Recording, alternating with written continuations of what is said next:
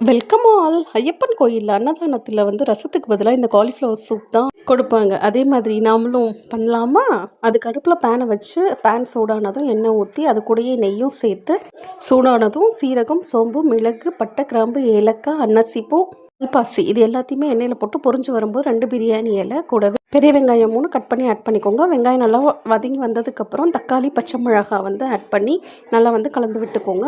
தக்காளி 1 2 கரைஞ்சி வந்ததுக்கப்புறம் இஞ்சி பூண்டு வந்து நீங்கள் தட்டி எடுத்து அதில் சேர்த்துக்கோங்க. இஞ்சி பூண்டு அரைக்க வேண்டாம், தட்டி சேர்த்தா தான் ஃப்ளேவர் கிடைக்கும். நல்லா பச்சை வாசம் போனதுக்கப்புறம் காலிஃப்ளவர் வந்து வேக வச்சு எடுத்துக்கோங்க சுடு தண்ணியில். அதை இப்போ பேனில் சேர்த்து அதையும் நல்லா ஒன்று சேர்ந்து கலந்து விட்டுக்கோங்க. இப்போ தேவையான அளவு உப்பு, மஞ்சத்தூள், மிளகாய்த்தூள், கரம் மசாலா இல்லாட்டினா கறி மசாலா எது கிடைக்குதோ அதில் ஒரு 1/4 டீஸ்பூன் எல்லாமே ஆட் பண்ணி நல்லா கலந்து விட்டு தேவையான அளவு தண்ணி ஊற்றிக்கோங்க.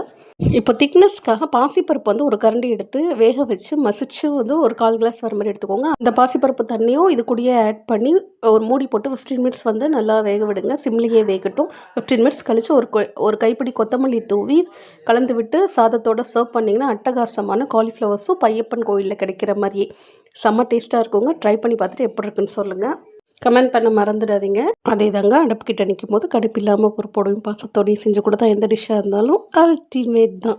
என்ன சப்ஸ்கிரைப் பண்ணிட்டீங்க தானே? இதுக்கு ஒரு லைக்ஸும் போடலாம். Until I meet you again, tata bye bye from my show. Stay tuned for the next video. Tata bye bye. Take care.